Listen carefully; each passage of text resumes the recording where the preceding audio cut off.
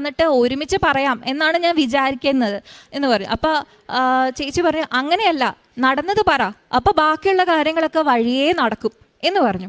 അപ്പോൾ ഇതൊക്കെ കഴിഞ്ഞ് ചേച്ചി ഇതൊക്കെ പറഞ്ഞ് കുറച്ച് സംസാരിച്ചിട്ടൊക്കെ പോയി. പിന്നെ ഞാൻ ഈ ചേച്ചി വന്ന കാര്യം ഞാൻ ഹസ്ബൻഡിനെ ഇങ്ങനെ വിളിച്ച് പറയാം. സാധാരണ നടക്കുന്ന കാര്യങ്ങളൊക്കെ ഞാനിങ്ങനെ ഹസ്ബൻഡിനെ ഇടയ്ക്കിടയ്ക്ക് വിളിച്ച് പറയും. അപ്പോൾ ആ കൂട്ടത്തിൽ ഇങ്ങനെ പറയുകയാണ്, ഒരു ചേച്ചി വന്നായിരുന്നു ഇങ്ങനെ പുൽത്തൈലമൊക്കെ വിൽക്കാൻ വേണ്ടിയിട്ട്. ആ ചേച്ചി ഒരു വലിയ ബാഗൊക്കെ ആയിട്ടാണ് വന്നേന്ന് പറഞ്ഞു. അപ്പം ഞാൻ തന്നെ അന്നേരമാണ് ശ്രദ്ധിക്കുന്നത്, ഞാൻ തന്നെ പറയുകയാണ് ഒരു വലിയ ബാഗുമായിട്ടാണ് വന്നതെന്ന്. അപ്പോഴാണ് ഞാൻ അറിയുന്നത് 2 ദിവസം മുന്നേ ഞാനിങ്ങനെ പറയുമായിരുന്നു മാതാവ് എന്നെ കാണാൻ വലിയ ബാഗുമായിട്ട് വരുമെന്ന്. അപ്പോഴാണ് എനിക്ക് മനസ്സിലായത് ജോലി ഉടനെ കിട്ടും, കാരണം വലിയ ബാഗുമായിട്ട് മാതാവ് വന്നിട്ടുണ്ട്. അപ്പോൾ അത് ഞാൻ പൂർണ്ണമായിട്ടും വിശ്വസിച്ചു. അതിനിപ്പുറമാണ് ഞങ്ങൾക്കിങ്ങനെ 2 പേർക്കും കൂടി ഒരു ജോബ് ഓഫർ ഇപ്പം വന്നേക്കുന്നത്. അത് മിനിങ്ങാന്നാണ് വന്നത്. ഞങ്ങൾ ഇന്ന് ഇവിടെ നിന്ന് തന്നെ അത് അക്സെപ്റ്റ് ചെയ്യണമെന്ന്, മാതാവിൻ്റെ സന്നിധിയിൽ തന്നെ അക്സെപ്റ്റ് ചെയ്യണമെന്ന് വിചാരിച്ചു.